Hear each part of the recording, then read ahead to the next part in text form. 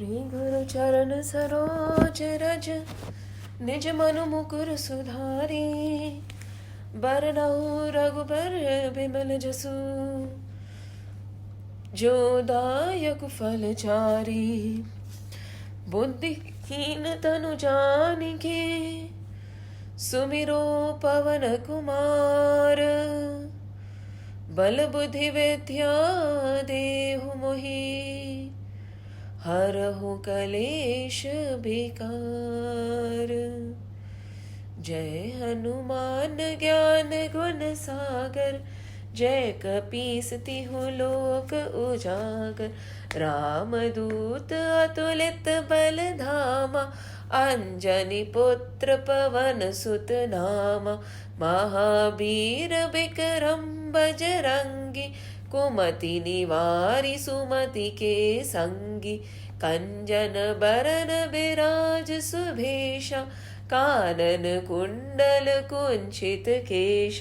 हाथ वज्र और ध्वजा विराजे कांधे मूंज जनेऊ साजे। शंकर सुवन केसरी नंदन तेज प्रताप महाजगबंदन। विद्यावान गुणी अति चातुर राम काज करिबे को आतुर। प्रभु चरित्र सुनिबे को रसिया राम लखन सीता मन बसिया।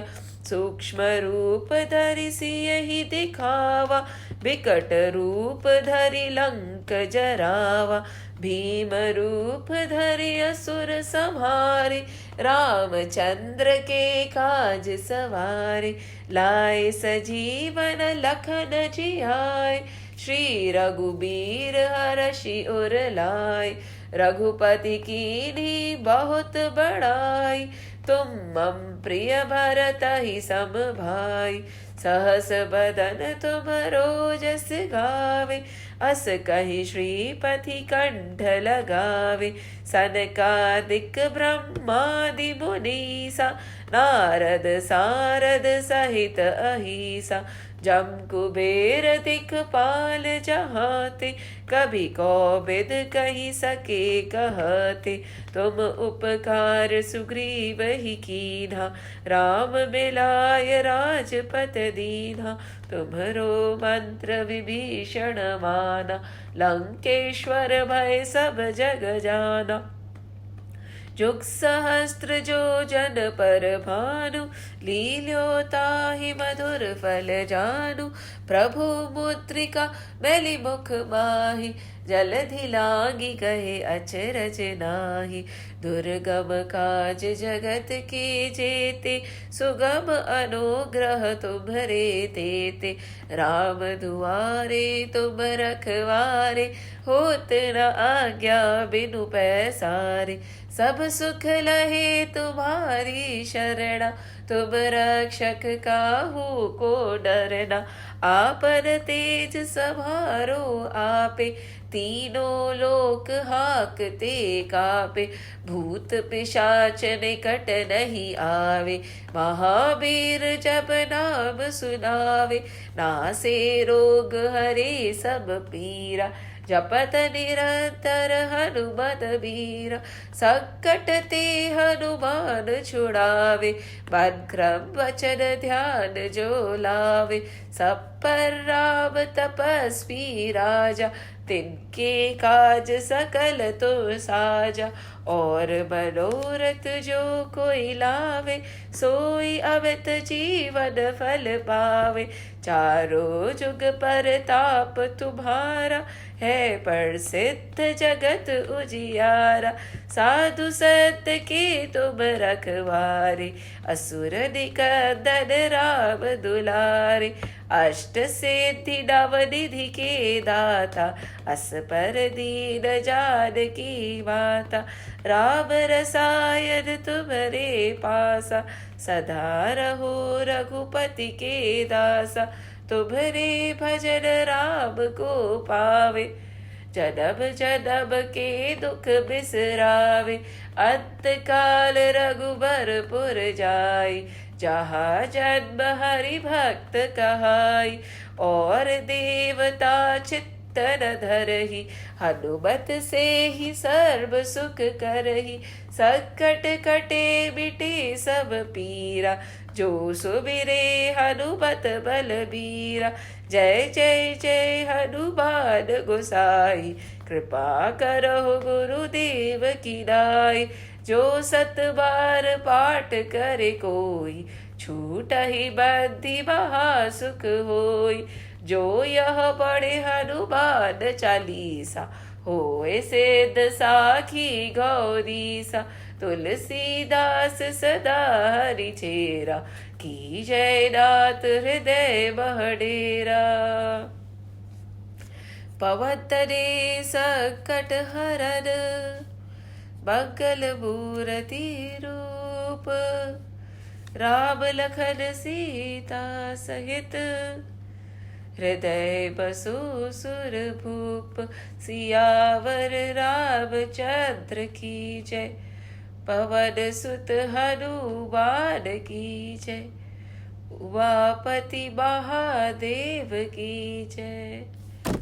बोलो रे भाई सब संतन की जय।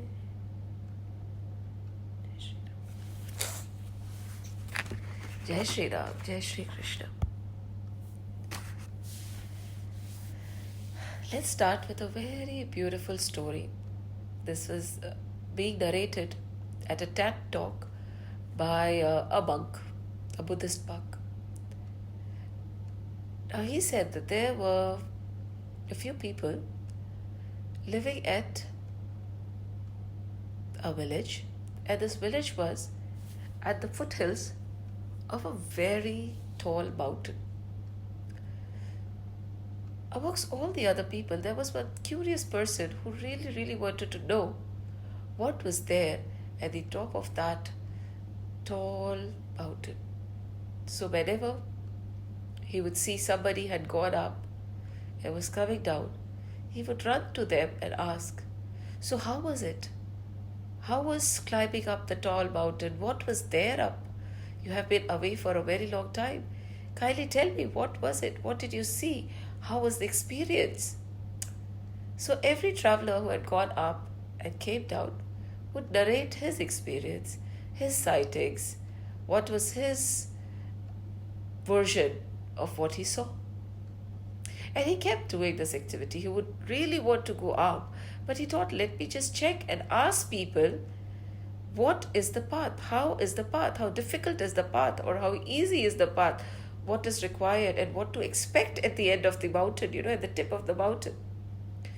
He was thinking that if I'm putting in so much effort, let me be well prepared, and I need to be very sure that it is worth the effort. So he kept asking, and days and months went by. He interacted with a lot of travelers, so he had a big, huge data sheet with him, telling him what to expect, what to experience, right? How was the path? Till later he decided, and he told himself, now that I know how it is, right? Because I've asked so many people, I know what to expect, I know how the journey would be, I know what would I see at the end of it. So why bother taking the journey at all? क्यों आगे बढ़ूं जब मुझे पता ही है आगे क्या है? Now I know, right? Because everybody has told me, now I know. So what is the point of going ahead? So he decided not to embark on this journey at all. He decided not to climb the mountain at all. He decided not to go at all. Because he thought he knew what to expect.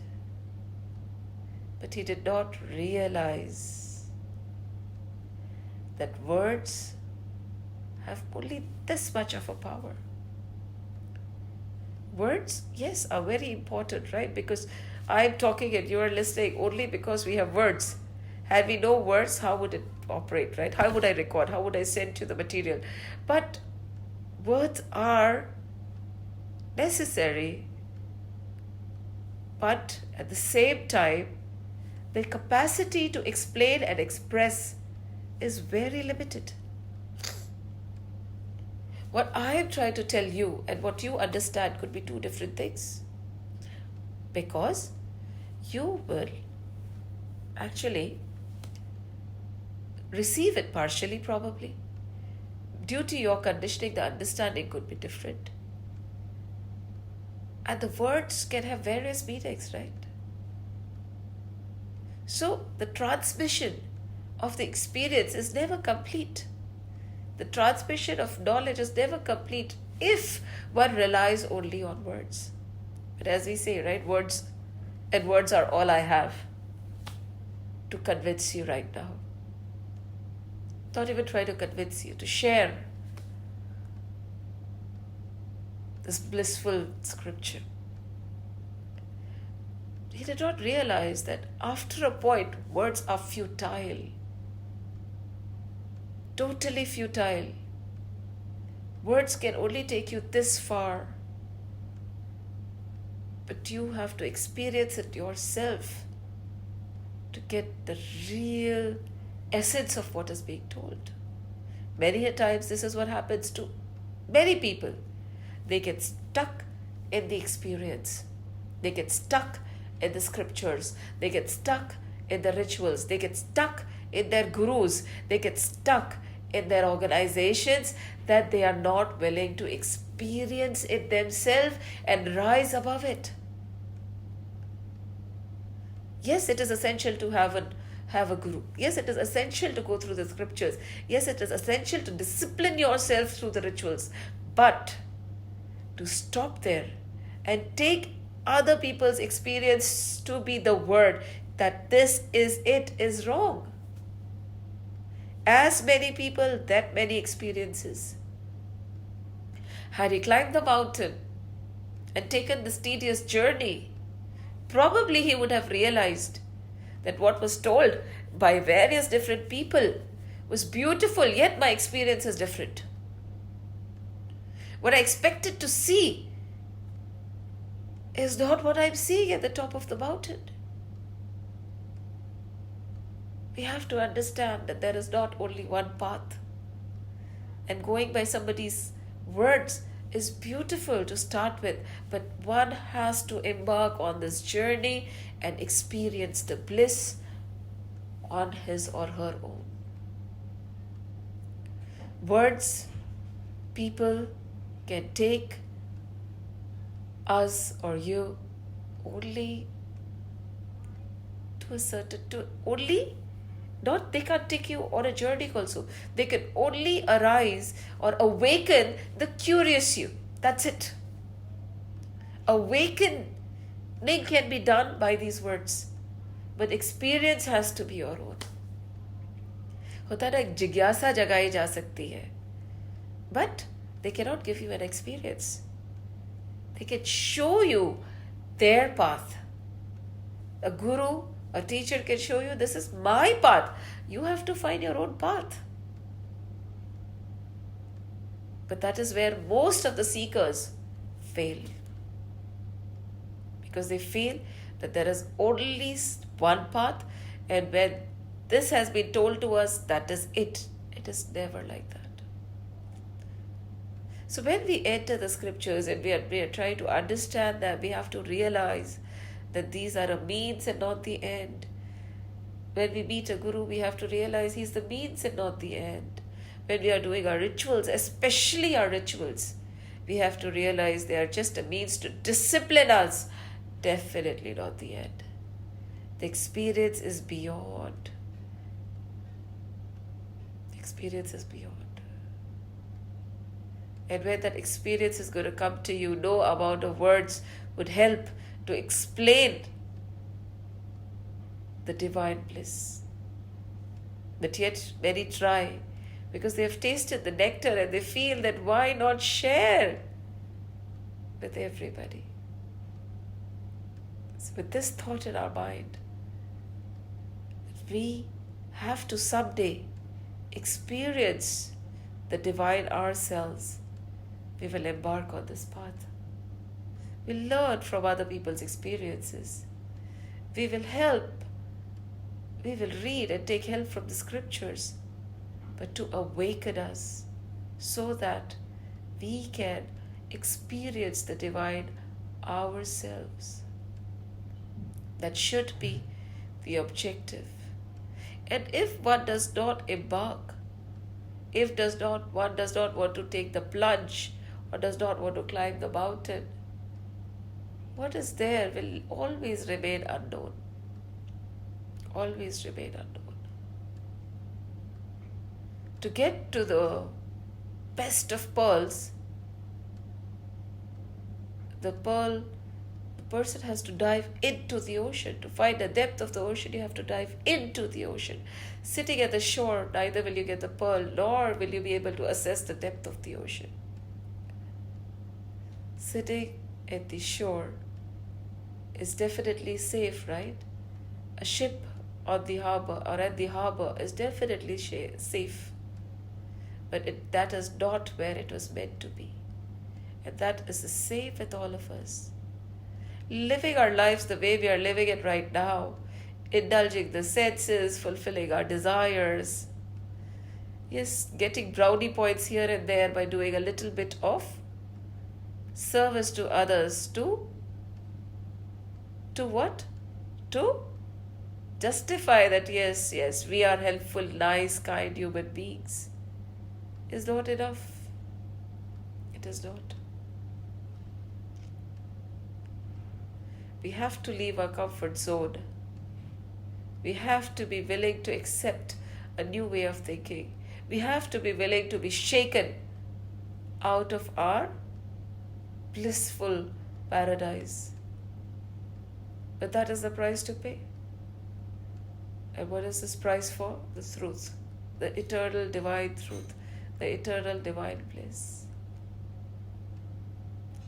कुछ पाने के लिए कुछ खोना तो पड़ेगा ही. अब आपने क्या खोया वो तो समय आने पर ही पता चलेगा. Once you gain, then you will decide whether you lost or you did not. Making that decision right now is not worth it. Now, in the last session, we were talking about vastas, right? Vastas. What are vastas? We talked about shastra. Now we are talking about, first we talked about astra. Now we are talking about the shastras, right? Shastras are the one which will be thrown at a distance, right? They will be thrown at a distance, thrown away. And astras are something we hold in our hand. And all through Vibhishan Gita, we must have realized that we were talking about good qualities, good characteristics. Not in one place did we mention, not even in one place did we mention any vices, did we?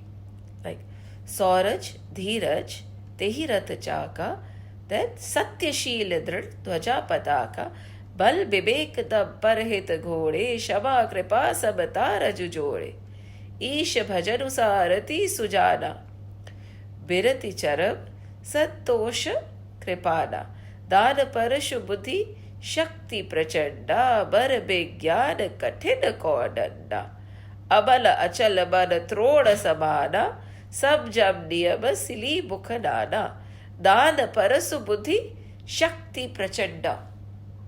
And last week we also talked about Paravigyan, the knowledge of the self. Para means me. And Vigyan is Vishesh Gyan. That is, Gyan is when you know, just to repeat, that yes, when we rub two pieces of wood together, fire will come out. That is Gyan. Most of the people stop there. They are very good Gyanis. You ask them and they will tell you, but tell them ab kaise, aag kaise nikale, they will not know. They would not have ever tried it themselves. But a Vigyani is that who has actually rubbed the two pieces together, fire has come out, and what did he do? He took a pot, he put in water and rice, he cooked the rice and he ate it. That is Vigyan. Where you have experienced it, internalized it and lived it. That is Vigyan and that is Gyan. So how do we reach from Gyan to Vigyan, right? When we are cleansing ourselves, when we are talking about courage and all that, when we are nurturing these qualities, Gyan is going to arise, right? What is Gyan? Gyan is the true knowledge. Gyan can be the knowledge of the scriptures, Gyan can be the knowledge of the books. That is true. That knowledge is going to arise. But how do we take that Gyan to Vigyan? Knowledge of the self. See, there are a lot of layers, isn't it? A very simple example is of a onion. When you start peeling the onion, ultimately you realize that there is nothing inside the onion. It's hollow. There are no seeds. But those layers and layers and layers around the onion make us feel that there must be something within.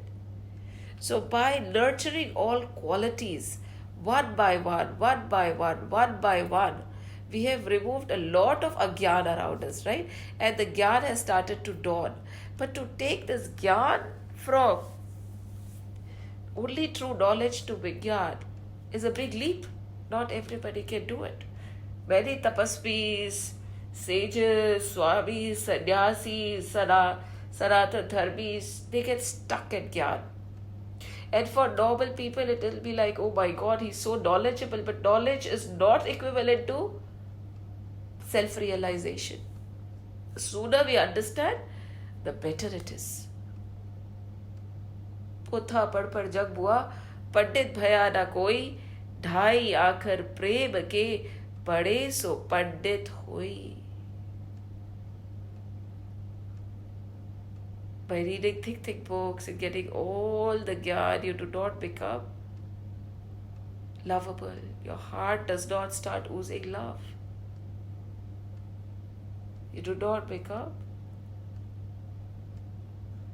a Paravigyani. Whereas when the heart ruptures with love for everything and everyone, knowing that there is divine in all, that person is a true Brahmagyani. That person is worth being called a Brahmin. The one who knows Brahma, not Brahma. There is a difference between Brahma and Brahm. Brahma is, yes, one of the three. That is Brahma, Vishnu, Mahesh. And when we are talking about Brahm, there is one. That one which is formless and which how the Vedas describe as he is this, he is that, he is this, he is that. And later on they start saying, they negating, they say, ye bhi nahi, wo bhi nahi, ye bhi nahi, wo bhi nahi. Now how do you explain him? That one is Brahm. And the one who knows Brahm is a Brahman, is a Paravigyani, जिसने जान लिया. बाकी तो you can keep assessing क्या होगा. So buddhi, so we talked about that. So how do we take that leap? That is the question, right? And we are talking about buddhi shakti prachanda. So buddhi is one missile.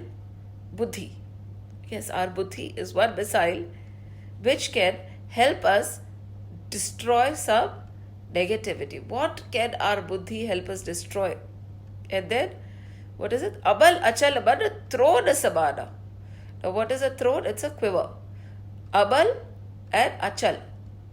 Pure and stable mind is like a quiver, right? In which you are going to put your arrows. Again, arrows travel a distance, right? When you shoot an arrow, it goes to a distance.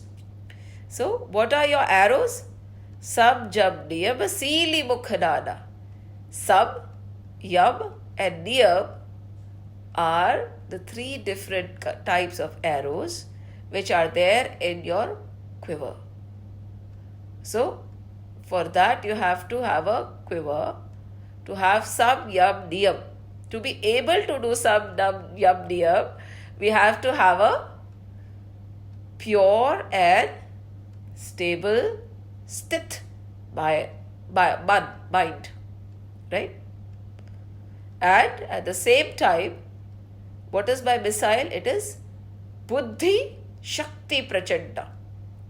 Now you might have a question over here, and this question should arise.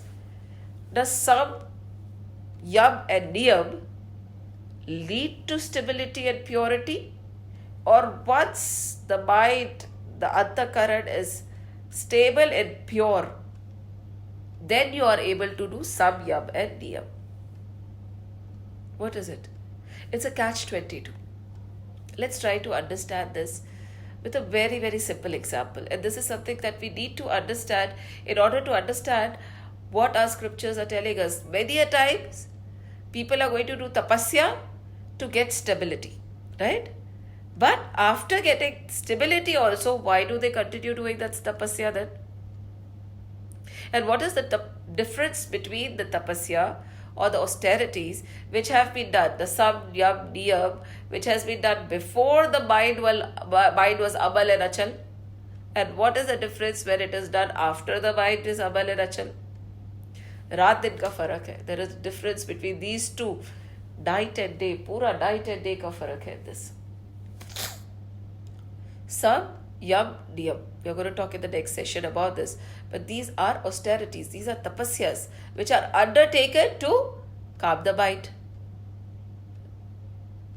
But is it possible for a unstable and restless mind to do samyam and niyam? It is possible. But the results are going to be different. One is sadhan and the other is sadhana. In our scriptures, it is said that till your effort becomes effortless. Suppose you have taken up jump. Very simple. Many of us take up jump, right? Many of us take up meditation. Many of us take up chanting. That is an ongoing thing nowadays. Ki I'm going to do this much of jump, or I'm going to do this much of chanting, or every day I'm going to chant this particular stotram, right? Now assess yourself. When you sit to do the stotram or the jump, how much effort is going into it? Is your mind totally submerged in the thought of doing that japa or that kirtan or that mala? If not, you are trying to get your mind focused, isn't it? That effort is being put. Until there is effort, it is not a sadhana, it is a sadhan. And it is said that a person has not even started the jap tap till it becomes effortless. So how do you make something effortless? Very simple. By keep doing it and by keep practicing till it becomes effortless. And when it becomes effortless, your journey actually begins. For instance, suppose many of us are doing a lot of yoga, asana or exercises at home right now.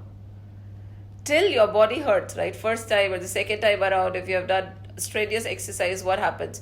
You are unable to even get up and sit. The body is so stiff, isn't it? But if you stop there, what will happen? Whenever you start again, the same experience of a stiff and painful body is going to come back. But at that time, it is an instruction that don't stop. Keep doing your exercise. Slowly, your body and your muscles won't be sore anymore. So you keep on doing that exercise till those 10 repetitions or the 15 repetitions which are being done become effortless. Your body does not hurt after doing those. And when that happens, what does your trainer do? He said, okay, now it's easy for you to do 15. Now we are going to introduce another 5 or 10. And when the other 5 or 10 are introduced, what happens? Again, the strain starts. Again, the effort is there. Initial 15, it became effortless. You did not even know, your body did not even feel anything after you finished those 15. From that painful state where you are trying to do a jump to a state where effortlessly the jump is happening with full concentration, that is where your sadhana has begun. Till then, it is just a sadhana. Suppose you say, I have to control my mind. To control your mind, what do? Most of the time, we talk to the mind. We are going to come to that later. But we'll say, okay, from now on, once a week, I'm going to fast. Great, very good. Or many people say, I'm going to observe God. When you observe God, what is it? For 4 hours a day, I'm not going to talk. Or probably once a week, I'm not going to talk. Right? Why are we doing this? We are doing this to get control of our mind. Isn't it? But then there will be a stage, right, where you will not want to eat even a morsel of grain extra, knowing that I don't need it. My body does not need it. Every extra bit that I eat is being taken away from somebody else. Or every extra bit that I eat makes me a sinner, right? Because gluttony is sin. Or when you just don't want to talk because you feel कि क्या फ़ायदा फालतू की इधर उधर की बात करने में. What is the point of talking about some random topic or gossiping about somebody and wasting energy? I'd rather remain quiet and open my mouth only to talk about the Lord. Now, what is the difference between the first born breath and the second born breath? The first born breath was intentional. You had to keep yourself from talking to people. You wanted to pick up the phone and say, पता है कल ऐसा ऐसा हुआ था. But the second type of born breath is where you do not want to pick up the phone, where you do not want to gossip, where you do not want to utter a single word other than the name of the Lord. There is a big difference between the two. The first is sadhana, where there is a lot of effort being put. The second becomes a sadhana, where it is happening automatically, where you know that the right thing to do is talk about the Lord and good things around us and conserve our energy and direct it towards the higher goal. This transition happens, but kahin na kahin to shuru karna hi padega na. So you start with a forced born breath and end, if you persistently carry on, you end with a conscious, willing born breath. You start by forcing yourself not to eat. You end with a willingness not to eat anything more than you need to sustain yourself. There is a big difference. One is sadhana with effort. When that is the case, you have not even walked 1% on the path. Abhi, it is a plateau.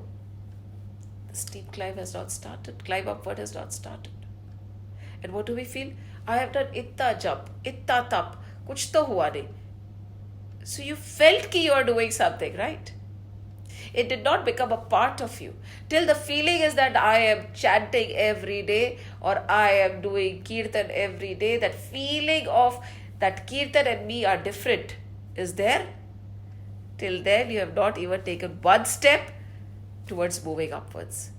But that effort is needed. And you have to continue doing that effort till you don't even realize that you have been doing kirtan. It becomes an integral part of you, just like breathing. Do you say कि यार मैं थक गई इतनी देर से सांस ले रही हूँ, यार मैं थक गई इतनी देर से आंखें खोल के बैठी हूँ? वो भी हो जाता है, पर हाँ, थक गई इतनी देर से सांस ले रही हूँ. No, it is an integral part of you. If you don't, you will die, right? That kind of an integration of these chanting and these prayers and the Lord has to happen. At that time you have embarked. So there is this difference between sadhana and sadhana. And to deal with our vasanas, we were talking about astras, where we were dealing with sadhana. And when we are talking about shastras, we are moving towards sadhana, where we are going to make it an integral part. And when it becomes an integral part, we are not attacking the vices, we are attacking the vasanas. Think about it. So, how do we attack the vasana? So, what do we do? The second question will be, okay, so one is sadhana, the other is sadhana. So, sadhana is you keep putting in effort till it becomes an integral part of you, where you don't even realize your chanting and jump becomes one with you, just like your breathing is an integral part of you. You don't even realize that there has been effort. It becomes effortless, it becomes sadhana, right? And we took two examples of bound and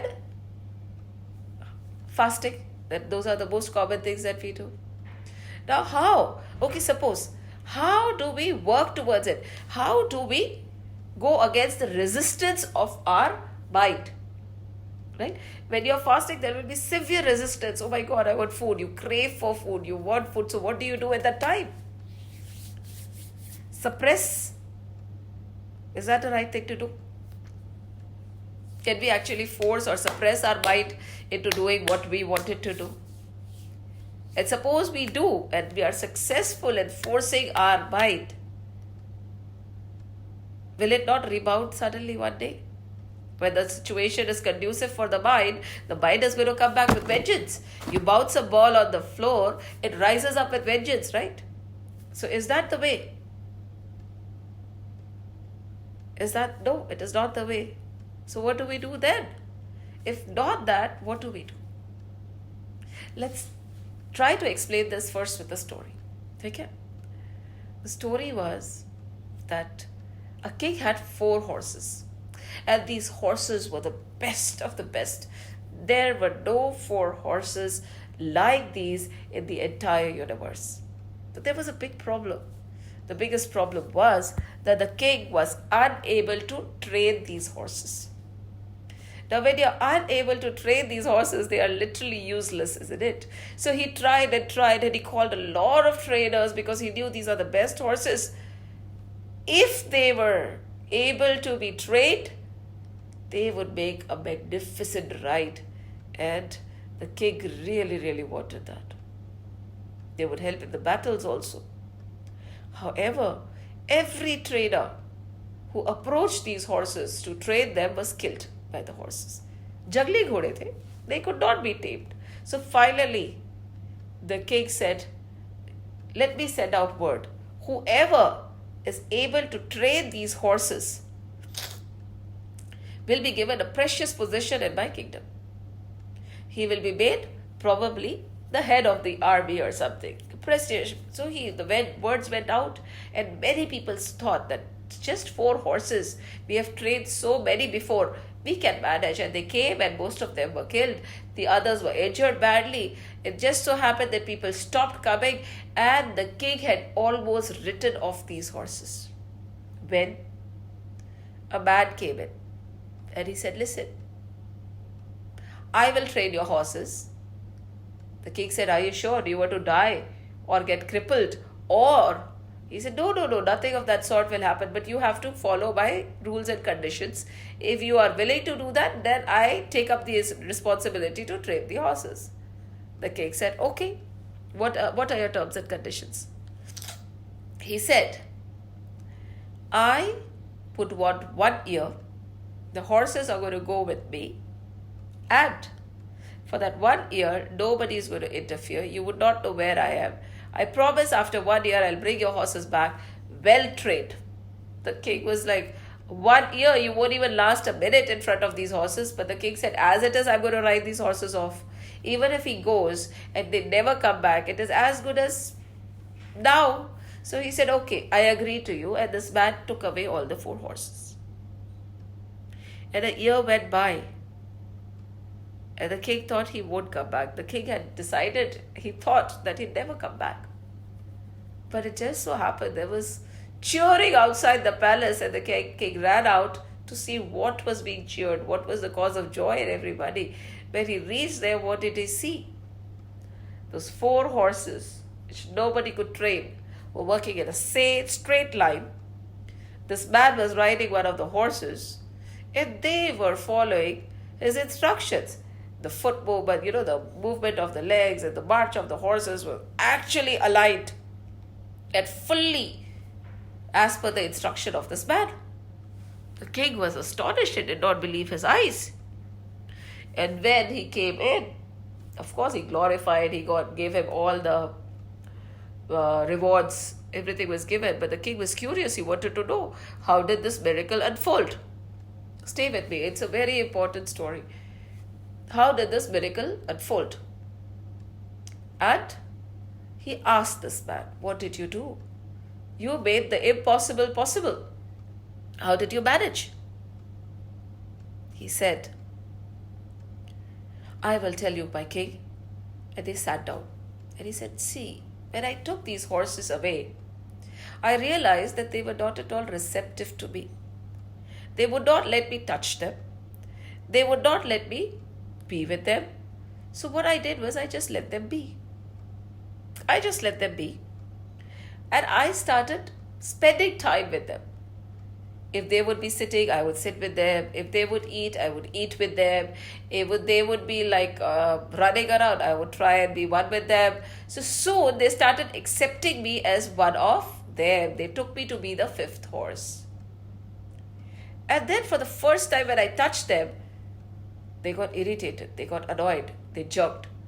But slowly, they accepted that yes, and they let me pat their manes. And, and one day, I trying to sit on them. The first time when I tried, they threw me off. But gradually, with patience, I would roam around them, and now they felt that I was one of them, so they allowed me to sit. And time went by, and then I thought that I'll put on the saddle. And he did. And they allowed gradually. And then I decided to get on and pull the reins and teach them tricks. And they allowed me to do that gradually because they thought that I was one of the four horses. They had accepted me as one of them. I had developed the trust that I would not harm them. I am exactly like them. I want to be with them. There is no danger from my side to them. So the resistance was not there anymore. They recognized me as one of them. And when that happened, when they let me sit, put the saddle and ride them, I started teaching them tricks. And what happened after that is in front of you, King. Beautiful, isn't it? So you might be thinking, what does the lesson of training a horse have to do with vasanas and buddhi and mind? It does. And the effort and effortlessness, sadhana and sadhana, what does it have to do with the topic of today? It does. This is how we are supposed to behave with our mind also. It's very difficult to tame your mind. You can control everything, but are you able to control your thoughts? In a day, we have 60,000 thoughts, 60,000 thoughts going on through our mind. Are we able to control them? No. But who says that you have to control them? Who says that every negative thought has to be said, no, you cannot come to my mind. No. How many times do you have to repeat to yourself that I won't get angry, I won't get angry, I won't get angry? That is what we teach ourselves, right? Every time we do something wrong, we say, no, I won't be jealous, I won't be jealous, I won't be jealous. By saying jealous 3 times, you have hammered in jealousy more into your heart. You have hammered in anger more into your heart. That is not the way it is supposed to be done. So the other people were trying to train the horses in the wrong way. This man realized that this is not the way. We cannot actually repeat or impose. We have to understand, recognize, accept, and then eradicate. He let the horses be. He let it rain. He let them be the way they wanted to be. He just watched them. And then he recognized how each of the horse functions. He accepted them the way they are. And then he investigated and then slowly he trained them. First of all, we lie to ourselves. We don't even know who we are. The acceptance of who we are is not there. Do we even know ourselves? How many of us can say that we know ourselves? We know the other person better. We do not know ourselves. We do not want to know ourselves. We are afraid to know ourselves. And if we know, we are afraid to accept. The biggest lie that one tells is the lie told to oneself. We all are liars, and we lie to whom the most? We lie to ourselves the most. We are not honest to ourselves. Until that honesty comes in, no change will happen. Vasna, vritti to chhodiye, vices bhi nahi jayegi. First is acceptance. Yes, this is what I am. This is what I do. And knowing that this is not right. So over here, he became accepted by the horses. We have to accept ourselves the way we are in order to work on ourselves, isn't it? We don't accept ourselves. Most of the time, we want to be something else. We want to be somebody else. We don't like ourselves. Unless and until one develops a love for himself or herself, how will that person love anybody else? Think about it. Self-love, self-respect, acceptance of who we are, acknowledgement of our tendencies, whether they are right or wrong, and forgiveness towards the self. These also require practice. When we start working on ourselves, we don't have time to work on anybody else. कहते हैं ना, बुरा देखन मैं चला, बुरा ना दिखा कोई, जब मन झाका आप नो, मुझसे बुरा ना कोई. अगर मेरे में इतनी बुराइयां कूट कूट के भरी हुई है, तो I have so much work on myself. Where do I have the time to mind somebody else's business? Where do I have the time to judge somebody?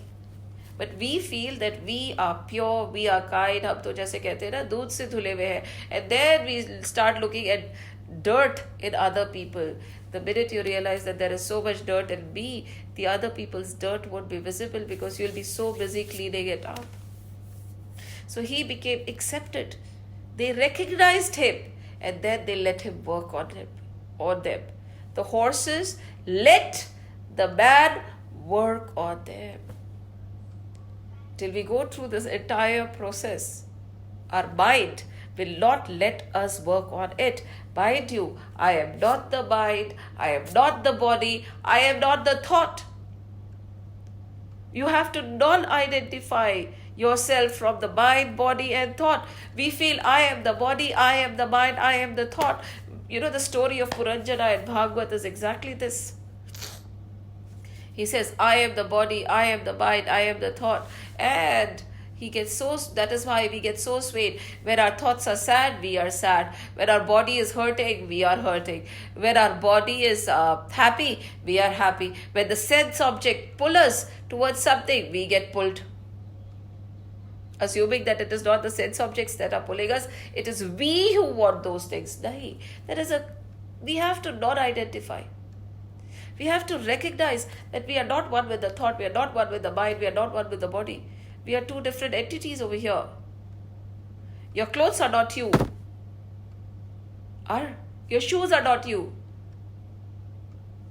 Your house is not you. In the same way, the body is not you. Your thoughts are not you. The mind is not you. Non-identification is very essential. Yet, recognize, investigate, accept, and then start changing and working. And how do you change? So how do you work? Okay, fine. You say, again, this also I understand. How do we eradicate vastas? How do we eradicate vastas? There was a shop owner and his wife passed away. And when his wife passed away, he had to take this little boy with him to the shop. And when his mother passed away, he was very hurtful, and he became very broken, and he became very rude, and he became a very notorious kind of a child. So he would go to the shop with his father because there was no other place for the father to leave this child. And every time a customer would come to the shop, this little boy would run and pull whatever headgear he was wearing, could be a cap, could be a pagdi, and he would literally pull it down and throw it on the floor. And he kept doing it.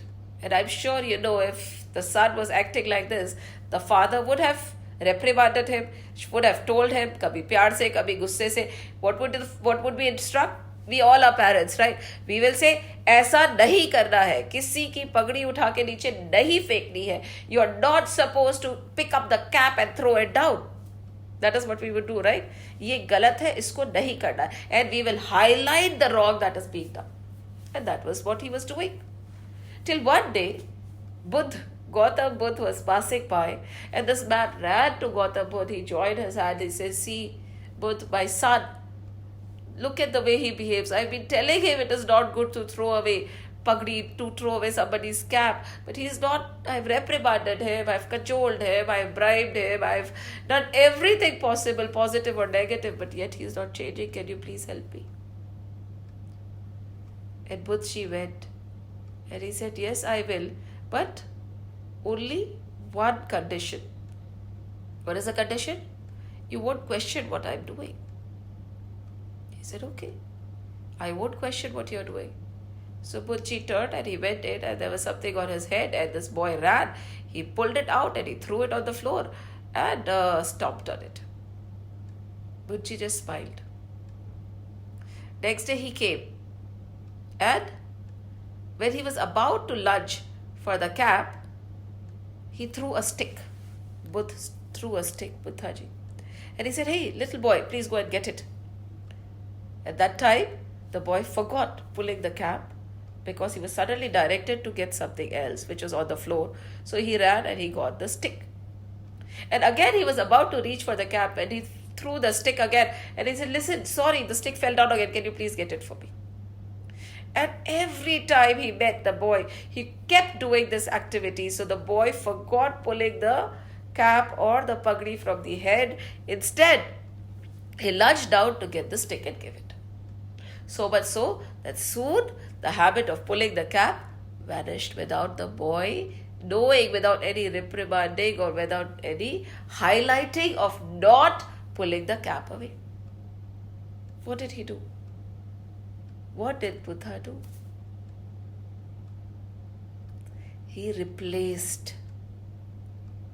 Instead of highlighting the negative, he replaced it with a positive act. And what was the father doing? He was highlighting the negative act and telling him not to do the negative act. He was not substituting it with anything else. And that is how we deal with our mind. Sochiye. That is how we deal with our mind. Wherever we get angry, what do we tell ourselves? Gussa nahi karungi main kal se. And full day long you will be highlighting anger. Although you will be saying nahi karna hai, par highlight to aap anger hi kar rahe na. Have you substituted that action? आप गुस्सा नहीं करोगे तो आप क्या करोगे? You could highlight, from now on I'll be loving, I'll be loving, I'll be loving. Instead of saying from now on I won't get angry, you can substitute it by saying from now on I'll be loving, from now on I won't lose my temper. Again, lose my temper bhi mat bolo. From now on I'll be patient instead of lose my temper. From now on I won't be jealous. From now on I'll be giving, I'll be joyful when somebody gets something. So don't, over here in the entire Vibhishan Gita, have they even once used any negative or any vice? No, they've been talking about virtues and virtues and virtues. And that is what we are supposed to do when we are dealing with our mind. When we want to eradicate vasanas. We'll understand what vasanas are also. So what will you do? This is called the act of, this is not suppression, this is called sublimation. You substitute a negative thought with a positive thought. You substitute a negative word with a positive word. For instance, you are prone to getting angry. We all get angry, right? और सबसे ज़्यादा गुस्सा किस पे आता है? The near and dear ones, right? Who are there in front of us, who are our closest family, who are the dearest to us, we lose our temper in front of them only. क्यों भाई? Bahar we can control it. But when it comes to our children, or when it comes to our husband, or when it comes to the people who we end up taking for granted, we shout. Is that right? It is not, but it is all right. So you get up in the morning and you say, from today onwards, I am going to be loving towards my children or my husband no matter what. Because they are loving. You won't even say no matter what. I'll be loving to them because they are loving to me. Or I'll be loving to them because I want to be loving to them. All day long, every time, as soon as you get up in the morning, you have substituted I will not get angry, or I always get angry, to I am going to be loving because I love my family. Because that is the truth also. There's no denying that you love them. And then you carry on the entire day. So you have substituted, you have not suppressed with a positive thought. What we normally do is, instead of watering the plant of anger, you start watering the plant of love. So the anger is there as it is. Okay, you're not working on the anger at all. Most of the times we are working on anger, and then we have workshops like anger management, stress management. You are just watering the plant, you're making it aggravate. The workshops will keep happening because you're working in the wrong direction.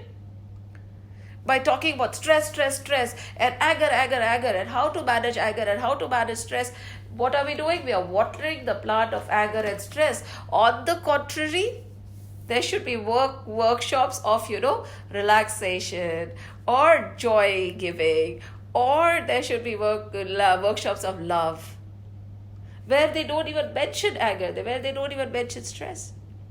So at that time, the minute you stop thinking about anger and you start watering the plant of love, you're not working on anger. You're just not watering the plant of anger. You're watering the plant of love. What will happen to anger? The plant of love is going to flourish, right? And it will bear fruits. But because there has been no water in the plant of anger, what will happen? That plant is going to wilt and die without your knowing. The only thing we did is we substituted. We moved away our thoughts from anger to love. That is all that is needed. And then this plant of love grows. The plant of anger is already gone. There was no need to work on the anger. The need was to work on love. There was no need to work on jealousy. The need to work on giving.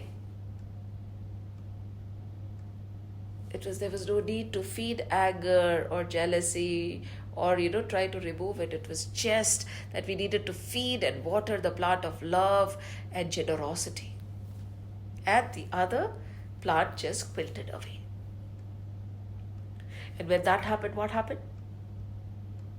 Our innate vasanas. What are vasanas now? Birth after birth after birth. We act right in the world. And they create impressions in our chitta.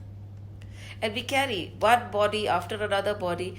We have some innate tendencies in us. And these vasana, these are samskars. ये इसके संस्कार ही है, right? There would be an example where the parents are good, but the child is so bad. I don't know what's wrong with the child. You'll say, शायद उसके संस्कार है. Or the parents are criminals and the child is like a sadhu. इसके संस्कार है. पूर्व जन्म के संस्कार है. So these are his samskars. Right? So he has been carrying forward those tendencies of good or bad samskars. We all carry it forward in our life. Now these samskars are because of our previous karmas. These karmas become samskar, and these samskars are revealed in the form of our vasanas. General tendency, pata nahi kyun gussa aata hai, par aata hai. There is something which causes me, there is a fear of water in me, but it is there somehow. I can't explain why. In this life, nothing of that sort has happened. I just can't stand this kind of a situation. Why? I don't know. It is just there. To explain it further, just take a bowl of achar or a vessel where a very pungent or very strong smelling substance like achar or a pickle or something has been there. If you just remove the pickle and you wash the jar, will the smell of the pickle go away? No, it remains. Multiple washes are needed. A lot of bleach is needed. Even then, it is very difficult to remove the stench or the smell of that particular strong pickle. Vasanas are fragrances. Vasana is the smell only, which travels with us birth after birth. So it is easy to control and work on the current that we can see. But how do we cut free from the vasanas of the previous birth? Vasanas which we can't even see, but they are causing vrittis in our mind. What are vrittis? The thoughts. So the thoughts are not only because of our current situation and conditioning. Current situation se matlab hai, they are not only because of the current situations and conditionings of this birth, but we act and talk and do because of the current previous situations also, our previous births also. So previous karma, they lead to samskar. The samskars lead to vasanas, and the vasanas become vrittis, and these vrittis are the thoughts in our mind. So when these thoughts are arising, what do we have to do? We have to substitute. You have to keep consciously substituting. Never suppress. If you suppress, whenever you are off guard, they are going to come back with vengeance. You suppress anger, it will come back with vengeance. You won't even know, and you will feel it is gone. But it is not gone. It is lurking in the corner, finding an opportunity to shoot up. So never suppress. Our scriptures never talk about suppression. They always talk about sublimation. Beautiful example is Valmiki ji. When he was Ratnakar, what did Narad Muni say? Narad Muni said that aap Ram Ram bolo. He said, मैं तो राम राम भी नहीं बोल सकता. From my mouth तो bara bara bara he will come out. I can't say Ram. The depth of why he can't say Ram is a different story altogether. But he could not. But he sat down. So every negative thought, he started throwing stones from one side to the other, saying bara, bara, bara, till it became Ram, Ram, Ram, Ram, Ram. So he replaced every negative thought with a positive thought. Vigilance, alertness, being in awareness. Consciously he replaced every negative thought with positive thought. Anger with joy. And jealousy with generosity. Then all the negative thought, you can think about all the negative thoughts that come to your mind and you keep replacing them consciously. And you don't think about anger, you think about love every day. And gradually, that plant is going to wilt and the new plant is going to take forth. So over here, Valmiki took the name of the Lord. He wanted to get rid of his lower tendencies and lower vrittis and vasanas. So what did he do? He connected to the higher. You want to get rid of chocolates, you connect to good. And then when you want to get rid of good, it's a different story altogether. But at least the chocolates are gone, right? So, good is jaggery. So then, here, the minute you leave your hands, right? And you leave both your hands and hold on to the feet of the Lord, the feet of the Guru, the feet of the positive. Suppose you are very miserly by nature. How do you get rid of your miserly nature? By practicing generosity. Not by telling yourself, I don't want to be a miser anymore. I should give. No, you have to start practicing generosity. दोनों हाथ से देना शुरू करना पड़ेगा. And soon, before you know, you won't be a miser anymore. In the same way, the minute. So what is sublimation? Sublimation is holding on to something higher. And when you hold on to something higher, the lower tendencies will automatically go away. Suppose you're holding a phone, and if you want to hold something else, if you want to hold a glass with both your hands, with a big glass, what do? You let go of the phone, right? The minute you want to hold on to something else, you have to let go. So the minute you hold on to the Lord's name or the greater good act, the negative tendencies, negative act, anger will automatically slip away. That is not suppressing it. That is just sublimating, ignoring the negative, nurturing the positive. That is called sublimation. Never suppress. And how do you sublimate? By practice. And how do you work on the mind? By practice. There is no other way. So what did Buddha do? He substituted the tendency of throwing the cap to telling him to do what. So what we do is, we tell our mind not to get angry, but we never tell our mind what to do instead. अच्छा ठीक है, गुस्सा नहीं करना है तो फिर क्या करना है ये बताओ ना. So we never instruct. Our instructions are never complete.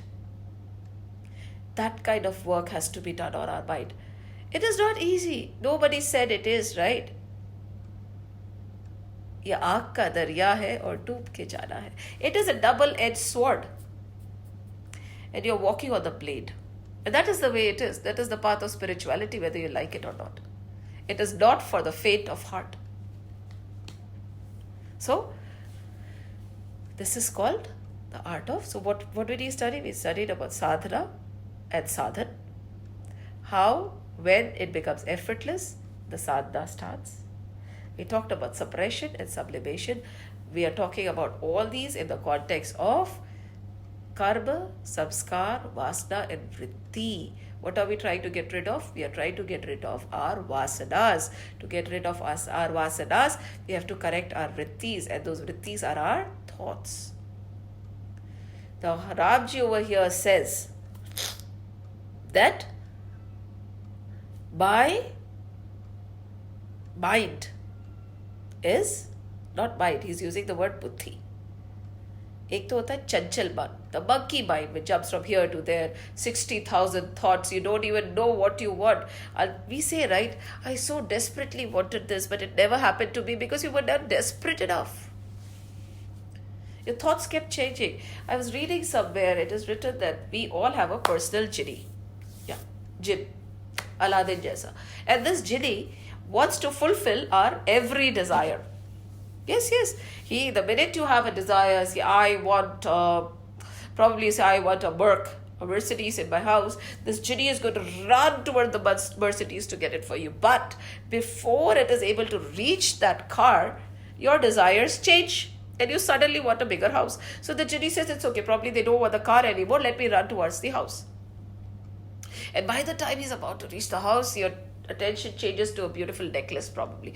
And the genie says, okay, fine, so not the house. And then he runs towards the necklace. And then you say, my God, nothing happened in my life. I never got a car or a house or a necklace. Why? Because your thoughts were not stable.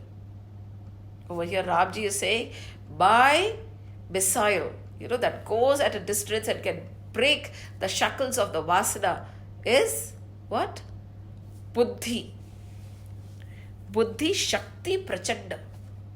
It is by Buddhi, is by Shakti, Prachand Shakti. Prachand is like it's a magnificent power. That is by Buddhi. Again, reminding you there is no difference between mind, Buddhi, Chit and Ahankar. It is the same equipment, but the texture of the equipment changes. The thoughts changes. The quantity of thoughts changes. But how can you reduce your quantity of thoughts from 60,000 to less? कैसे होगा? By practice. Okay, a very simple example.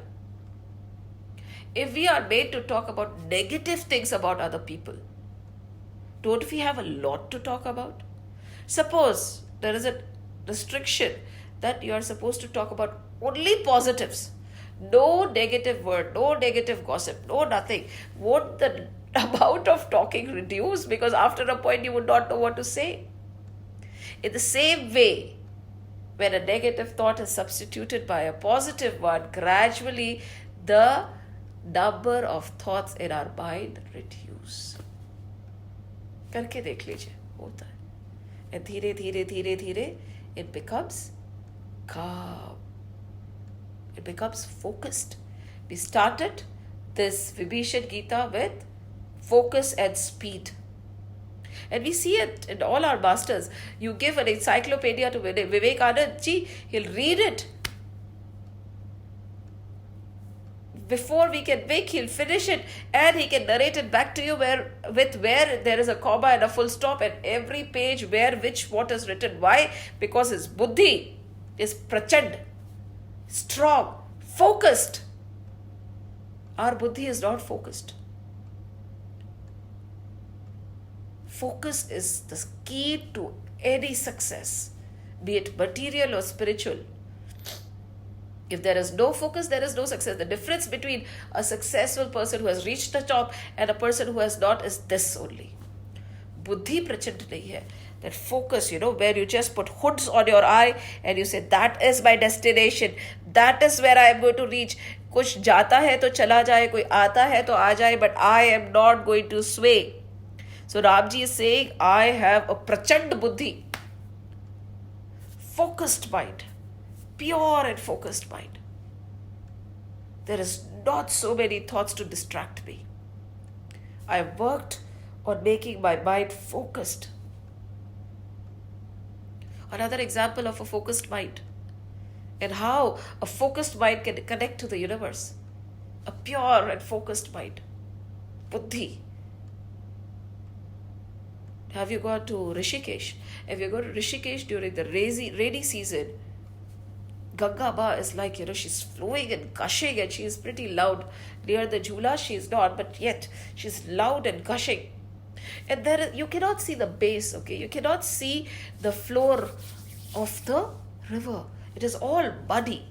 You drop a coin, you won't be able to find it ever. However, when you go during winters and you look at the same river, she's calm and quiet.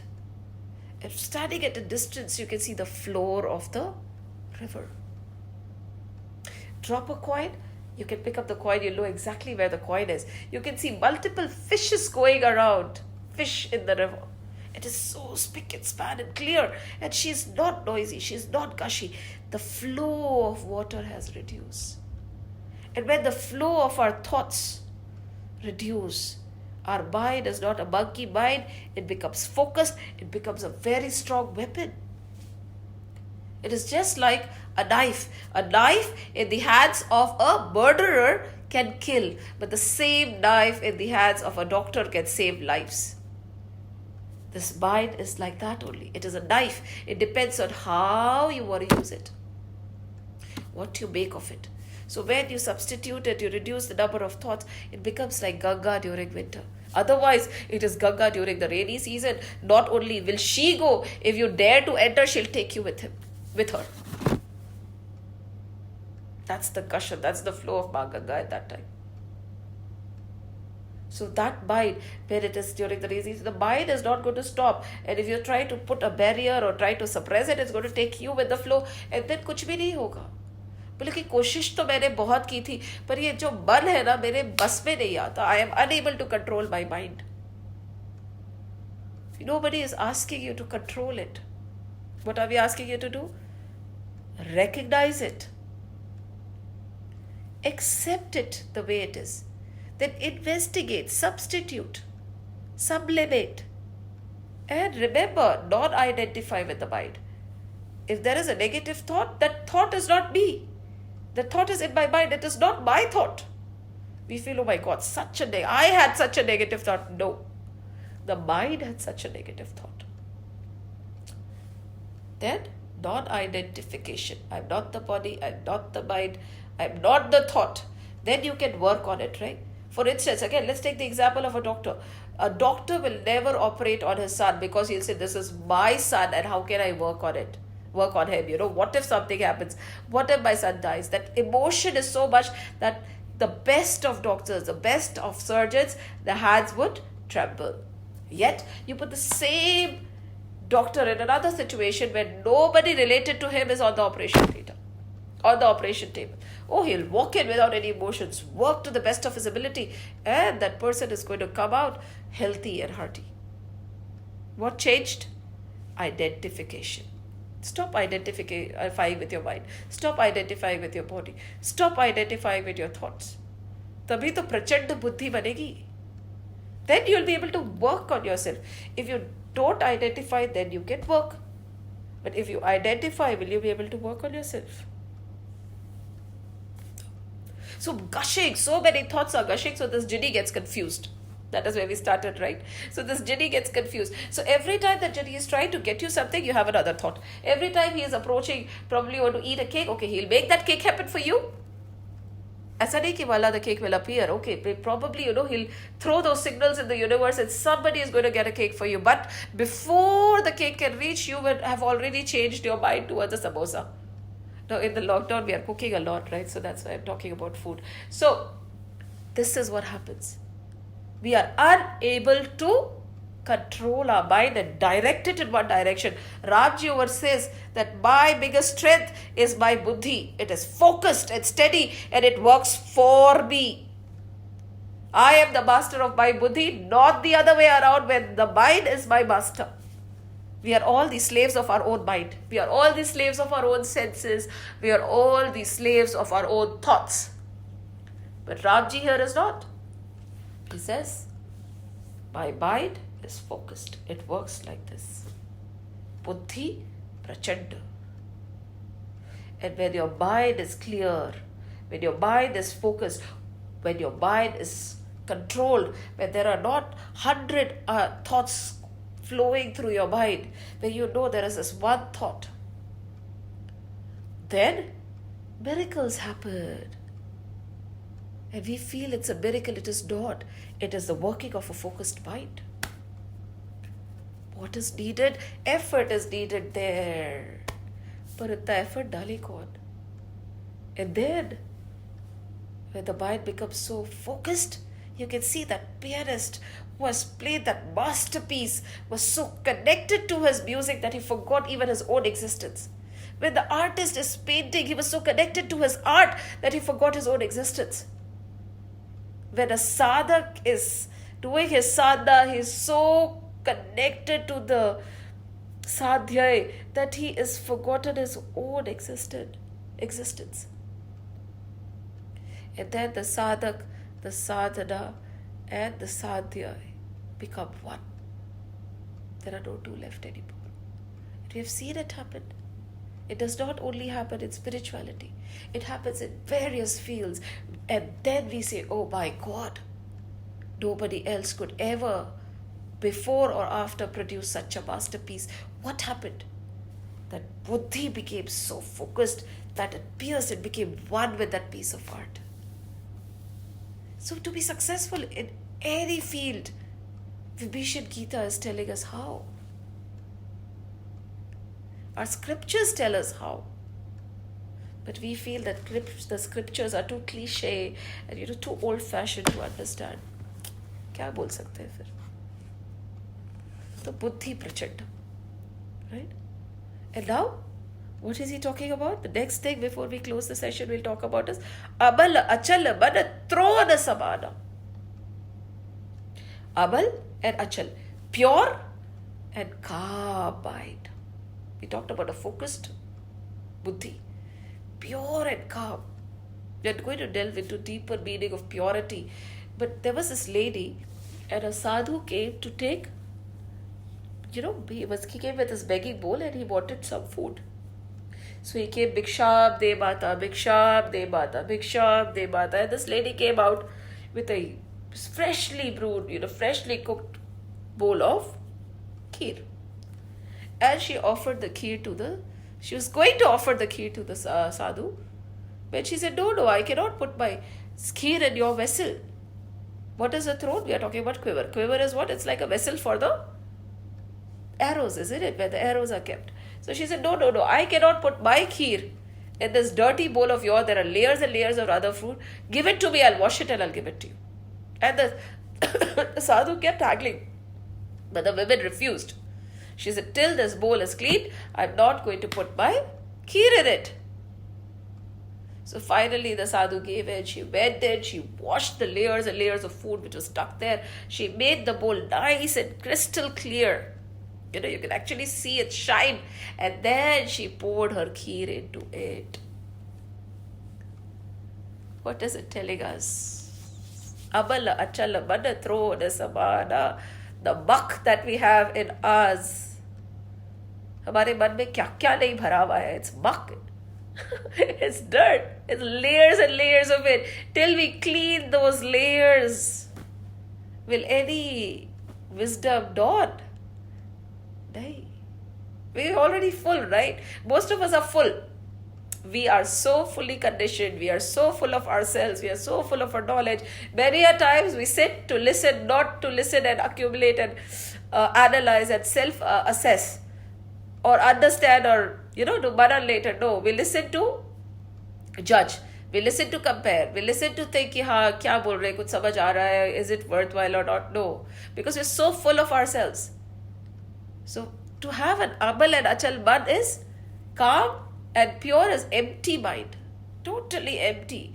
No preconceived notions. No hatred. No negativity. Totally pure and empty. Just like the vessel the lady put kheer in after she cleaned up all the layers. So that's the way the Lord is. He said, unless and until your heart is pure, I'm not pouring in any knowledge. Suppose you have a pot which is filled to the brim with water. No matter how much it rains, will any rainwater go in it? Nahi. Suppose you put the pot upside down and it rains. No matter how much it rains, will the rainwater go in it? Nahi. What do you have to do? Suppose the pot is cracked. No matter how much it rains, will the water be retained? No. That is the condition of our mind also, right? Till we fix the crack, till we empty ourselves, until we clean ourselves, no wisdom is going to dawn, no divine knowledge can come in. The self cannot reveal the self. उसके लिए क्या करना पड़ेगा? Effort करना पड़ेगा. All through the sessions we have been talking about ways to make our mind abal and achal, pure and calm and stable. Ramji was stable. Day before he said, They said, you will take the throne. He said, Tathastu, no problem, no expressions, no joy. Next day, the throne has been taken away from you. 14 years, vanvas. No problem. He said, Tathastu, no expression, no grief, no blaming anybody. Some. होनहार भावी प्रबल बिलखी कहे बुनिनाद हार लीला बजी one मरण यश अपयश विधिहात. तो फिर क्यों परेशान होना है जब हमारे हाथ में है ही नहीं. यश अपयश, fame defame. What is it? होनहार भावी प्रबल बिलखी कहे बुनिनाद. हानि लाभ, loss and gain. Yash, apyash, life and death, fame and defame. All these 6 are not in our hands. Then why do we get so anxious? Why do we get so agitated? Nothing has changed right now. Before COVID also, nothing was in our hand. Now also, nothing is in our hand. Nothing has changed. Nothing has changed. Raja Janak, a student came to Raja Janak to learn from him. Okay? But Raja Janak was living in a palace, opulent, lots of glamour around him. He was decked up with the finest of clothes, and the Sadhu Baba, they thought that, what is he going to teach me? He is so into materialism, he is living in the glories of the world, he is so worldly by nature. How will he teach me anything? Yet, because Yagnavalk said ki no, you can be taught only by Raja Janak, so you have to gain knowledge from him. So this student went, and he was sitting outside. His ego was that I'm better than Raja Janak, I've left everything, I am a monk, I am so pure, I cannot learn anything from Raja Janak. Sitting there, full of himself, full of ego, full of I am this, I am a monk. He is not. Full of what? The goodness in me and the seeing the worst in somebody else. So Raja Janak did not see him. But he was also adamant, he did not go. And every day he was made to sit at a place where they would come and throw trash. So, take it. He sat, but he was determined. So one day Raja Janak called him. And he came in and said, Raja Janak, because my teacher has asked me to take knowledge from you, although in his mind he said, you're not fit, I think I should be giving knowledge to you. तुम्हें क्या पता है? तुम्हारे को देखो ना, तुम्हारी lifestyle क्या है? And all that. But yet, because this is the case, just tell me what so and how should I live? And he said, I should take the secrets of how one should live in the world from you. And in this mind, he was saying, look at you, you don't even know how to live in the world. You're so opulent, you're so possessive, you have so many things. Raja Janak said, I'll teach you. I'll teach you, but in only one condition. He said, what? The entire day, you have to walk around my kingdom with a bowl full of oil to the brim. The bowl is filled to the brim. And you have to walk around my kingdom with the bowl. He said, okay. He said, no, I have not completed yet. Along with the bowl filled to the brim, I will make this huge man who's double your size with a big sword stand behind you. The minute even one drop falls to the ground, he will chop your head off. The sadhu said, what? And he said, it's up to you if you accept this, and if you are successful and not even a drop falls to the ground and you come back alive, I will give you my knowledge, I'll give you my gyan. Otherwise, you are not suitable for it. Now this sadhu, the student, was desperate because his teacher had asked him to take knowledge and he could not go back without taking the ticket. He said, okay. And he took the bowl filled to the brim. And who was behind him? This huge man with a huge sword, ready to chop off his head if even a drop fell. And he is walking around. And Raja Janak organized a feast for him. He organized feast, he decorated the city, there were flowers of all kinds, just so that wherever he goes, there would be, jugglers and magicians and parties going on and so much of music. He decorated the town to the brim. Opulent material was being sold, and this man was made to walk on the streets with a bowl full of oil with the thought in his mind that even if a drop falls, this man standing behind me is going to slay me. And he was supposed to walk around the city the entire day. So he walked around the city all day long, very conscious. His full focus, again, focus, buddhi prachanda, was on this bowl, because even if one drop fell, what would happen to him? Ram Naam Satya hai. Okay? So he walked full day. At 7 he came back, and he was so relieved. He said, the minute he put the bowl down, he was so relieved. He looked at Raja Janak and looked behind. Finally, that terrible looking man with a terrible looking sword was no longer behind him. And Raja Janak said, so, how did you like my city? I had made special decorations for you. There was special feast planned for you. There were apsaras who had been called. There were elephants who were dancing. How did you enjoy my city? And the sadhu looked at Raja Janak with a blank look. He said, what city, what fragrance, what flowers, what apsaras? All day long, my entire focus was on this bowl of oil, because death was hanging over my head.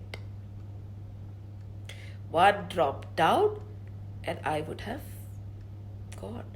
So at that time, I did not stop or even realize or even notice that there was so much going all around me.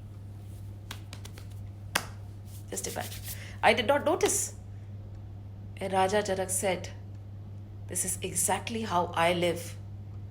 I am in samsara, but at the same time I remember that death is hanging over me. Pata hi nahi chalega kab le jayegi. And when I'm so focused and know that any time will be my time to go, and I am focused on the Lord, I am always focused on the Lord, that no matter how opulent things are around me, no matter how much is on me, no matter how glorifying my kingdom could be, I am not attached to it, because my focus is fully on God, and I know that any time I might have to leave. And when you live in this world like this, Raja Janak becomes a Brahma Rishi, a Maharishi. कहते ना ना जग छोड़ो ना हरि भूलो, करम कर जिंदगानी में, जियो दुनिया में यो जैसे कमल रहता है पानी में. The Kamal is in the kitchen only, but untouched. Raja Janak was in the midst of the best material things. He had it on, he was wearing them, he was living, he was in a palace, but untouched. Why? Because his entire focus, buddhi prachand, was directed towards the Lord. His man was shant and calm because there was no distraction of the senses around him. Abal achal, and he was pure. Totally the Lord was his focus. Abal achal, pure and calm mind. Just like Ramji, no matter what the situation, you do not get drained of an energy. For us, the minute a negative situation comes in front of us, the first thing that happens is, Arey chakkar aa rahe, I'm drained. I do not know, my mind is not working straight, my vision is clouded, my mind is all clouded, I can't think straight. And Ramji is saying that is not my case. My antakaran, my mind is pure and achal, calm, stable. It has no upheavals. No matter what the situation, I can think rationally, I can think straight, I can act. It does not matter whether my son is on the operation theatre or somebody else's son is on the operation theatre. Agar operation karna hai, to main kar sakta hu. It does not matter. Like there was this major, like the story is very close to my heart also. When the partition happened, a lot of our soldiers were taken away by Pakistan, and vice versa, of course. But the partition had just happened. So a lot of the people in the other side had reported to a lot of generals in this side. So one of the general's son was also taken away.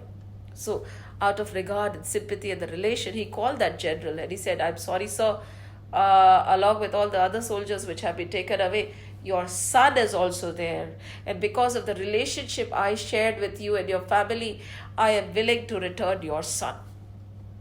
And what did the general say? Yes, yes, yes, return my son. No. You know what did he say? He said, listen, either give me all or you give me none. He did not think that it was a son. Either give me all or you give me none. He never saw his son again. Abal achal man, pure and calm, no matter what. Because there is a total non-identification. And you are always embedded in the truth. That is Ramji.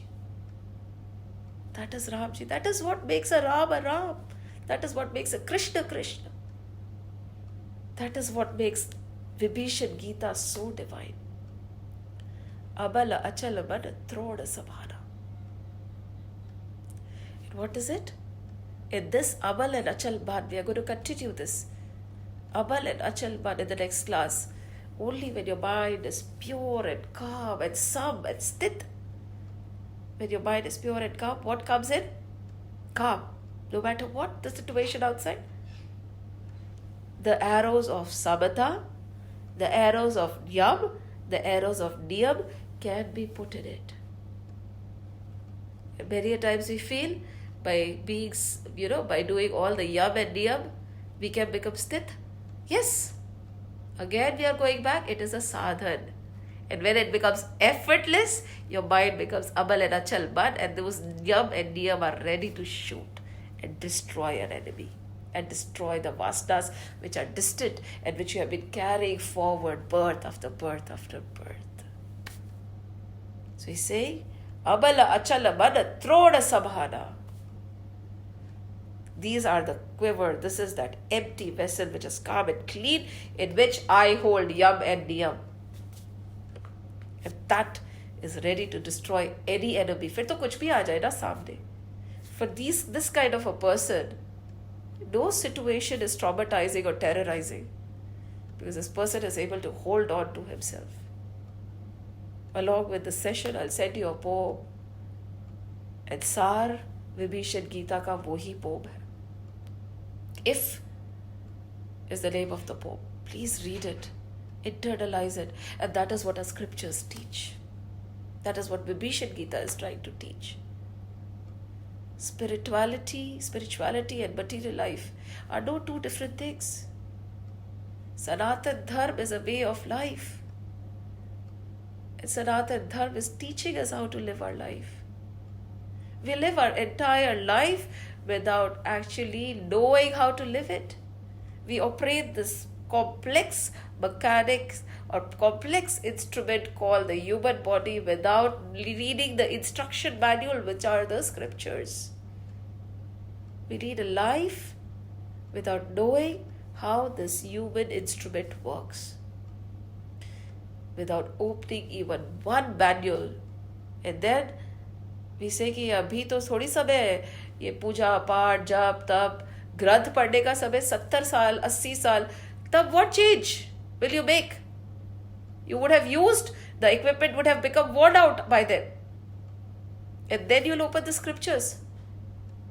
तब आपसे बैठा जाएगा नहीं. क्या साधना करोगे? सोचिए. And as we said in Bhaj Govindam, कल समय मिलेगा, यही सबसे बड़ा भ्रम है. कल समय मिलेगा, यही सबसे बड़ा भ्रम है.